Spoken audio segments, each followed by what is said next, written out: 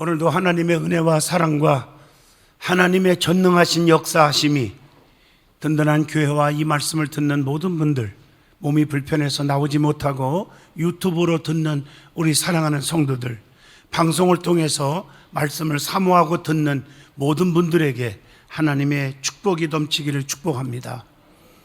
코로나로 인해서 너무 힘들어하고 있습니다. 또 믿음도 많이 떨어져 있는 분들도 있습니다. 오늘 이분들이 다시 믿음이 회복돼야 됩니다. 왜 예수를 믿어야 하는지, 왜 교회에 나와야 되는지, 우리가 가장 기본적이고 기초적인 말씀이지만 오늘 이 말씀을 들을 때 다시 한번 구원의 확신을 가지시기를 바라고 영원한 천국의 소망이 우리의 가슴 속에 뜨거워지기를 축복합니다. 자, 마가복음 2장 17절을 통해서 예수님이 오신 목적, 예수님 왜 이 땅에 오셨을까 하는 제목으로 말씀을 드리려고 합니다. 우리가 성경을 보면 예수님에 대한 말씀으로 꽉 차 있어요.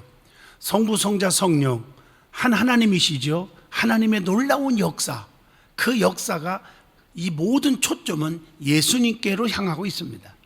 특별히 예수님께서 하신 일 가운데 대부분이 기적을 통해서 하나님의 뜻을 알려주고 있는 것을 우리가 찾아볼 수가 있습니다. 특별히 예수님이 하신 일은 마태, 마가, 누가, 요한복음 이 사복음서인데 이걸 예수 행전이라고 말합니다. 그 말씀을 전체로 꽉 차 있는 내용을 살펴보면 죽은 자를 살리시고 병든 자들을 다 고치시고 문제 있는 자들을 해결해 주시고 풍랑을 잔잔케 해 주시고 마음의 평강을 주시고 이런 기적의 또 주님의 사랑의 내용으로 꽉 차 있습니다. 그렇기 때문에 예수님을 내 가슴속에 뜨겁게 모시고 그분의 능력을 믿기만 하면 여러분의 삶이 행복으로 가득 채워 주실 줄로 믿습니다. 예수님의 삶 속에는 분명한 목적이 있었습니다. 오늘 이 시간에 예수님이 이 땅에 왜 오셨는지 말씀을 통해서 저와 여러분이 깊이 다시 한번 깨우침 받는 축복의 역사가 있기를 바랍니다. 예수님이 이 땅에 왜 오셨을까? 크게 나누면 네 가지로 설명을 할 수가 있습니다. 첫 번째가 예수님은 생명을 주기 위하여, 영생을 주기 위하여, 우리를 구원하기 위하여 오셨습니다. 요한복음 3장 16절 다 하시는 말씀이죠. 하나님이 세상을 이처럼 사랑하사 독생자를 주셨으니 이는 그를 믿는 자마다 멸망치 않고 영생을 얻게 하려 하심이라. 그러면 영생은 어떻게 얻는 것입니까? 사도행전 16장 31절을 보면 함께 봅니다. 주 예수를 믿으라. 그리하면 너와 내 집이 구원을 받으리라. 예수님을 믿을 때, 또 하나는 성령으로 거듭날 때 구원을 받습니다. 요한복음 3장 5절 진실로 진실로 내게 이르노니 사람이 물과 성령으로 나지 아니하면, 즉 거듭나지 아니하면 하나님 나라에 들어갈 수가 없느니라. 또 하나님의 뜻대로 사는 자가 구원을 받습니다. 마태복음 7장 21절 보면 나더러 주여 주여 하는 자마다, 즉 예배당에 다닌다고 그 말이죠. 다 천국 가는 게 아니요, 다만 하늘에 계신 내 아버지의 뜻대로 행하는 자라야 들어가리라. 이렇게 말씀하고 계십니다. 아버지 뜻대로 사는 것이 무엇입니까? 언제나 어디서나 어떤 상황에 부닥쳐도 항상 기뻐하고 쉬지 말고 기도하며 범사에 감사하는 삶입니다. 이것이 너희를 향하신 하나님의 뜻이라고 데살로니가전서 16, 17, 18절에 말씀을 하고 있습니다. 그러면 영생을 얻은 자는 우리가 이 땅에서 어떻게 살아가는 것입니까? 또 영생을 얻은 자는 어떻게 살고 있는 것입니까? 라고 질문을 할 수 있겠죠. 자, 베드로전서 1장 7절 보면 천국의 소망을 바라보고 참고 견디고 살아간다는 것입니다. 또 빌립보 3장 20절 보면 성도의 시민권이 땅에 있지 않고 하늘에 있다는 것을 알고 그 하늘에 주님만을 바라보고 사는 것입니다. 그리고 예수 그리스도는 참 하나님이시요 영생임을 믿고 사는 거예요. 요한일서 5장 10절을 보면은 그렇게 말씀하고 계세요. 하나님의 아들을 믿는 자는 자기 안에 증거가 있고, 하나님을 믿지 아니하는 자는 하나님을 거짓말하는 자로 만드나니, 이는 하나님께서 그 아들에 대하여 증언하신 증거를 믿지 아니하였습니다. 이렇게 말하고 있습니다. 그리고 예수님을 바라보고 살아요. 구원받은 자들은 히브리서 12장 2절 믿음의 주요 또 온전하게 하시는 이인 예수를 바라보자, 이렇게 말하고 있습니다. 두 번째, 예수님이 이 땅에 왜 오셨을까요? 우리에게 풍성한 삶과 넘치는 은혜를 주시기 위해서 오신 것입니다. 여러분 잘 아는 말씀 요한복음 10장 10절을 함께 같이 읽도록 하겠습니다. 도둑이 오는 것은 도둑질하고 죽이고 멸망시키는 것뿐이요 내가 온 것은 양으로 생명을 얻게 하고 더 풍성히 얻게 하려는 것이니라. 그래서 누가복음 19장 8절 말씀 보면 예수님을 믿기만 하면 넘치는 것들이 있다는 거예요. 여러분 성경을 보면 이 사케오는 예수님 만나서 넘치는 은혜와 변화가 일어났습니다. 그 사케오의 역사를 통해서 아시잖아요. 기쁨이 넘쳤어요. 예수님 만나가지고 예수님의 음성을 듣는 순간 기쁨이 넘쳐서 주님을 영접합니다. 누가복음 19장 6절에 그랬죠. 급히 내려와 즐거워하며 영접하거늘. 주님께서 내려와라, 내게로 와 할 때 급히 내려왔어요. 주님께로 성도들이여 좀 오세요, 예배의 자리로 오세요, 급히 내려왔어요. 사도 바울은 주님을 만나서 감옥에서도 하나님을 찬송하잖아요. 사도행전 16장 25절의 말씀이에요. 주님이 주시는 기쁨은요 세상에 주는 기쁨과 비교가 안 됩니다. 요한복음 15장 11절에 말씀합니다. 그래서 빌립보 4장 4절에 주 안에서 항상 기뻐하라, 내가 다시 말하노니 기뻐하라. 구원받은 백성은 기쁨이 넘칩니다. 구원의 확신이 없으니까 얼굴이 다 이그러지는 거예요. 그리고 감사가 넘칩니다. 사케오는 가난한 자에게 재산의 절반을 잘라서 주겠다, 남의 거 뺏은 거 있으면 4배나 갚아주겠다, 누가복음 19장 8절에 고백을 합니다. 이게 감사예요. 진정한 감사가 있는 곳에 진정한 용서가 있고 축복이 있음을 누가복음 7장 38절에 말씀을 줍니다. 그렇기 때문에 성도는 범사에 감사해야 합니다. 에베소 5장 20절에 보면 범사에 우리 주 예수 그리스도의 이름으로 항상 아버지 하나님께 감사하며, 이렇게 말씀합니다. 그래서 날마다 하나님의 은혜를 깨달을 때에 감사의 삶을 살게 되는 것입니다. 그 다음에 구원받은 백성은 소망이 넘칩니다. 사케오가 예수 만나서 구원받았잖아요. 오늘 구원이 이 집에 이르렀다. 누가복음 19장 9절에 예수님으로부터 말씀을 들었어요. 또 아브라함의 자손이라 일컬어 주었습니다. 자, 하나님은 우리에게 영원한 위로와 영원한 소망을 주신 거예요. 데살로니가 후서 2장 16절 말씀에 그렇게 기록되어 있어요.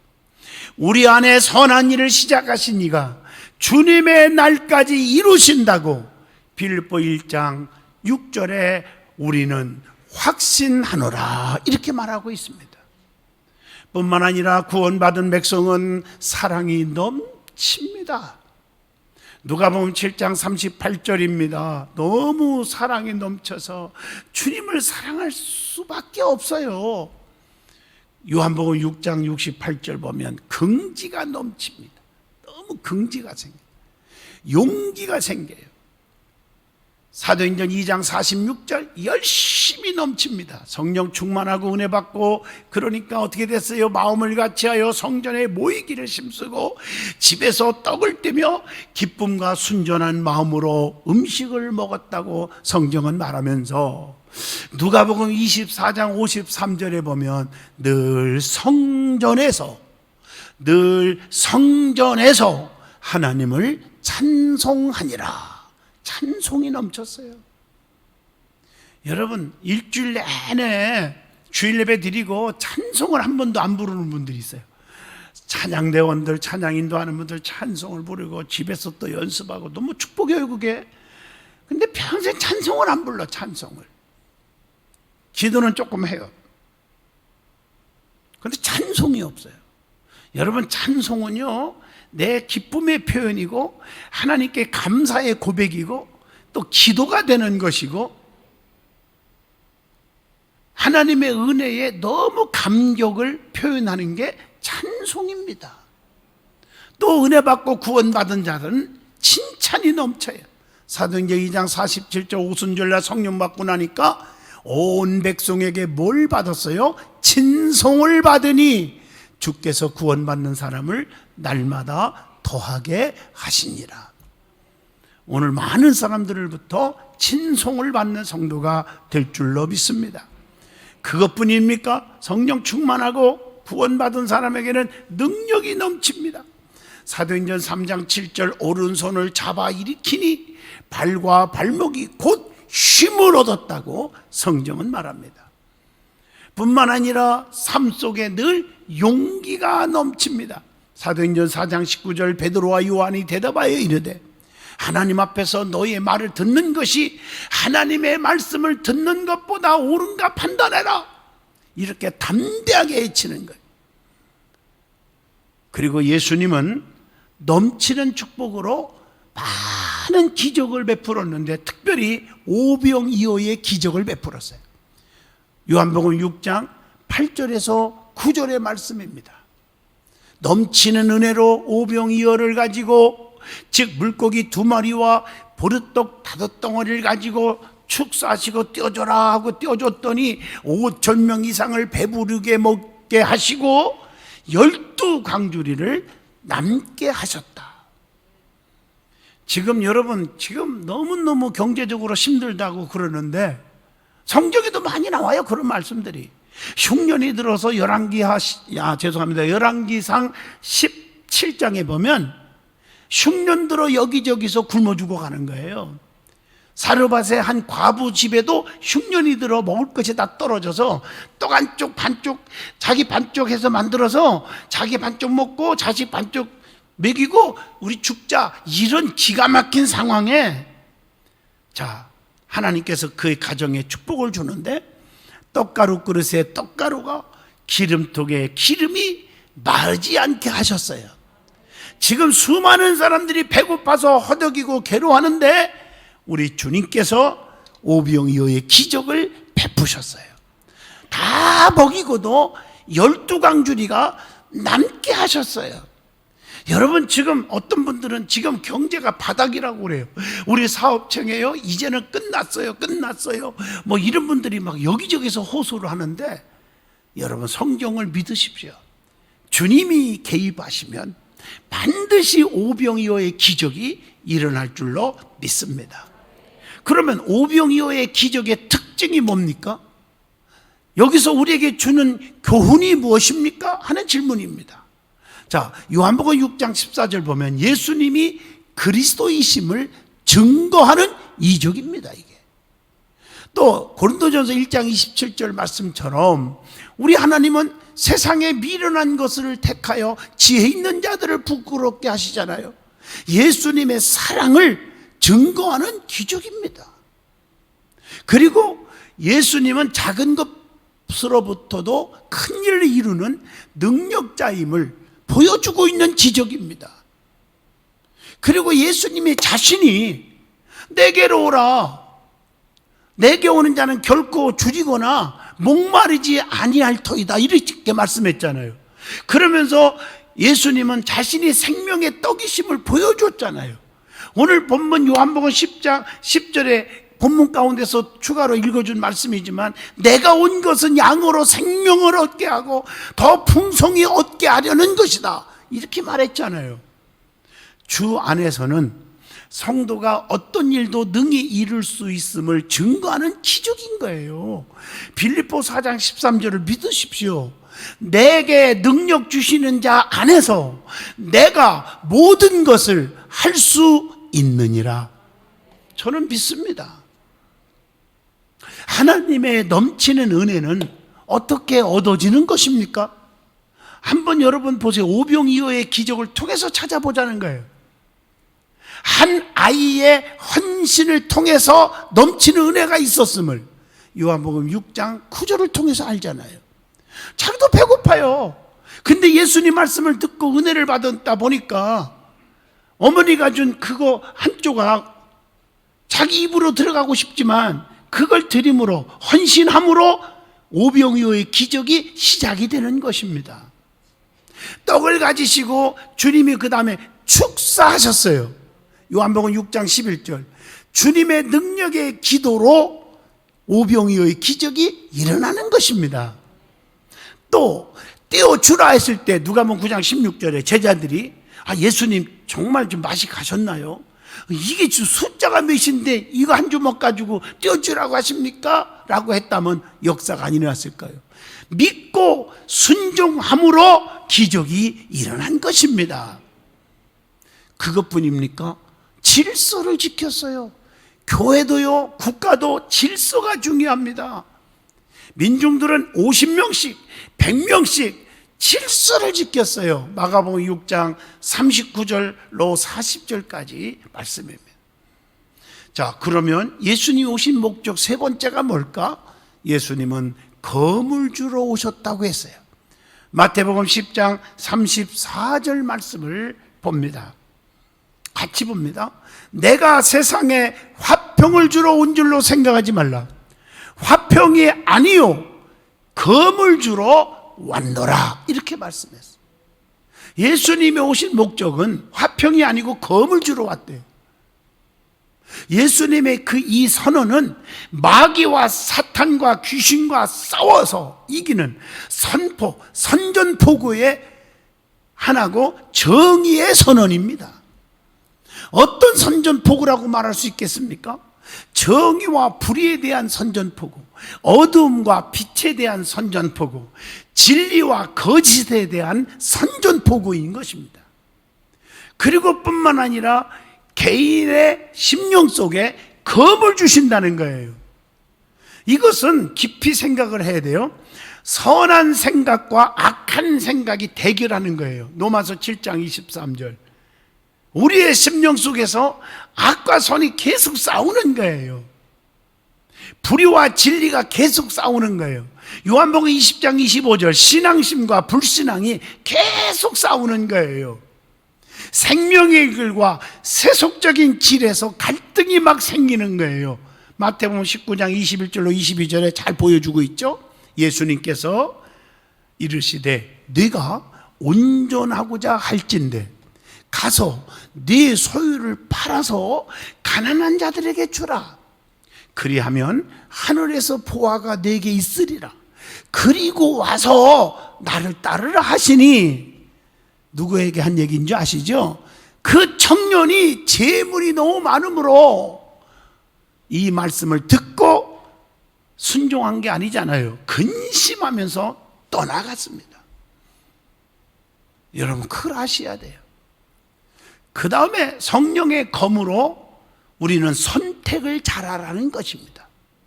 마태복음 3장 12절에 알곡과 쭉정이를 구분하라는 거예요.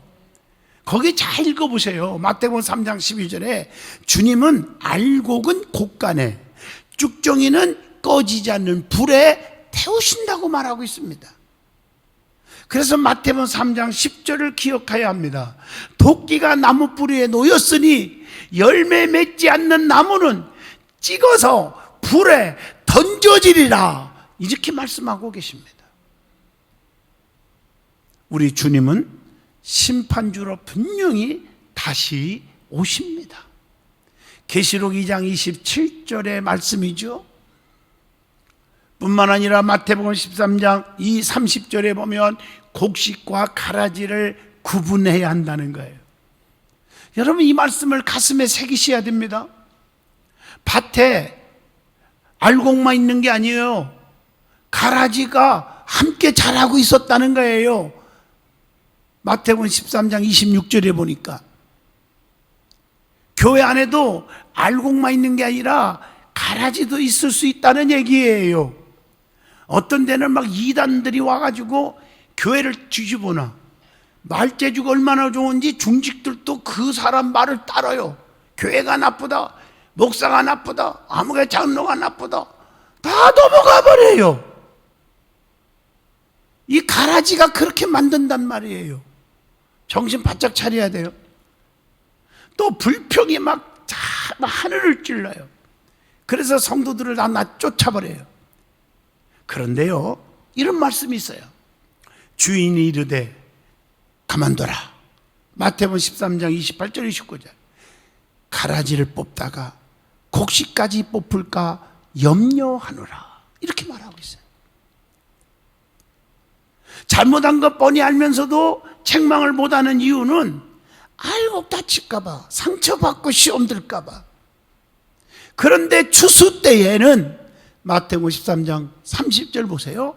가라지는 먼저 거두어서, 즉 뽑아서 불사르게 단으로 묶고 곡식은 모아서 내 곡간에 넣으라 하리라. 이렇게 말하고 있습니다.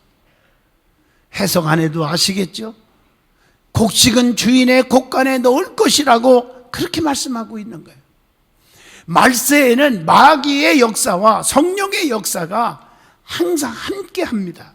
마태복음 13장 27절로 28절. 이걸 구분하지 못하면 큰일 나는 겁니다. 성도가 지금은 함께 있으나 추수 때는 분리가 된다는 말씀이에요.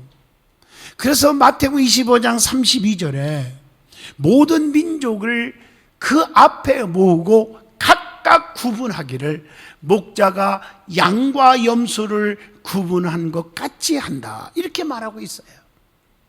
양은 순종하는 성도를 의미합니다. 염소는 불순종, 불평하는 자를 의미합니다. 그러나 성경에 보면 목자 되시는 예수님은 양의 목자이지 염소의 목자는 아니라는 것입니다. 그래서 시편 23편 보면은 여호와는 나의 목자시요 내게 부족함이 없으리로다. 그가 나를 푸른 풀밭에 누이시며 쉴만한 물가로 인도하시는도다. 이렇게 말해요. 성도는 양이 되어야 합니다. 그리고 오른편과 왼편을 구분해야 된다는 거, 마태복음 25장 33절 보세요. 양은 오른편에, 염소는 왼편에 두리라. 이렇게 말하고 있어요. 또 지난 주간에 마태복음 22장 저녁 예배 여러분에게 강해 설교하고 있죠? 거기서 말씀했죠. 13절에 예복이 있는 자와 예복이 없는 자를 구분하잖아요. 그리스도의 의, 그리스도의 능력, 그리스도의 사랑으로 옷 입고 다니는 사람과 그게 없이 맹목적인 사람과 구별한다는 말을 썼어요. 그래서 임금이 뭐라겠어요? 자, 사환들에게 말하되 그 손발을 묶고 바깥 어두운 데에 내어 던지라. 거기서 슬피 울며 이를 갈게 되리라 하니라. 예복을 준비하지 않은 자에게, 예복을 입지 않은 자에게 그렇게 책망을 하고 있습니다. 우리는 주님의 능력과 주님의 사랑과 주님의 의로 옷 입고 다니시기를 축복합니다. 그리고 마태복음 25장 12절에 기름 있는 자와 기름이 없는 자를 구분하는 거 여러분 아시지 않습니까? 또 마태복음 10장 32절 보면 누구든지 사람 앞에서 나를 시인하면 나도 하늘에 계신 내 아버지 앞에서 그를 시인할 것이요. 늘 입술로 주님을 찬양하고 주님을 사랑합니다 고백하고 주님은 나의 구원자이십니다 시인하는 자와 그렇지 않는 자와 구분한다는 것입니다. 요한복음 3장 3절 거듭난 자와 거듭나지 못한 자를 구분한다는 것입니다. 또 마태복음 25장 30절 달란트 비유를 통해서 이익을 남긴 자와 이익을 남기지 않는 자를 구분시켜 주십니다. 요한복음 3장 18절 믿음의 확신이 있는 신자, 신자가 뭐예요? 믿으신 우러러왕 전능하신 하나님 나의 구원자 하나님을 믿고 그분만을 바라보고 사는 자, 이런 자와 그렇지 않는 불신자와 구분한다고 요한복음 3장 18절에 말씀합니다. 자, 예수님이 왜 이 땅에 오셨을까? 마지막 네 번째입니다. 우리의 죄를 씻어주시기 위해서 오셨습니다. 디모데전서 1장 15절을 함께 봅니다. 믿보다 모든 사람이 받을 만한 이 말이요, 그리스도 예수께서 죄인을 구원하시려고 세상에 임하셨다 하였도다. 죄인 중에 내가 괴순이라, 이렇게 바울이 고백을 합니다. 예수님은 죄의 문제를 해결할 때 성령을 받게 되게 하는 겁니다. 그래서 너희가 회개하여 제사함 받으라, 그리하면 성령의 선물을 받으리니, 사도행전 2장 38절에 그렇게 말했어요. 잘못했으면 잘못했다고 고백하라는 거예요. 그리고 우리의 심령을 깨끗게 해야 한다고 잠언서 16장 2절에 말씀하시고요. 그 다음에 예수님은 세상 죄를 지고 가는 하나님의 어린 양이로다, 이렇게 요한복음 1장 29절에 말씀을 주십니다. 로마서 5장 12절에 한 사람이 가져온 죄, 아담이죠. 그 다음에 다시 한 사람, 제2아담이신 예수님이 죄를 씻어주러 오셨다는 거예요. 그래서 예수님께 나오기만 하면 모든 죄를 다 씻음을 받는다고 베드로전서 1장 19절에 말씀을 줍니다. 예수님이 오신 목적은 의인을 부르러 온 것이 아니라 죄인을 부르러 오셨다고 마가복음 2장 17절에 말씀을 줍니다. 그래서 사람이 죄를 지으면 어떻게 되기 때문에 예수님이 오신 겁니까? 사망에 이른다는 거예요. 로마서 6장 23절 죄의 싹은 사망이라고 했고, 로마서 6장 23절 죄를 범하면 그리스도 예수 안에 있는 영생이 없어지는 거예요. 하나님께로 갈 수가 없는 거예요. 그게 로마서 3장 23절의 말씀입니다.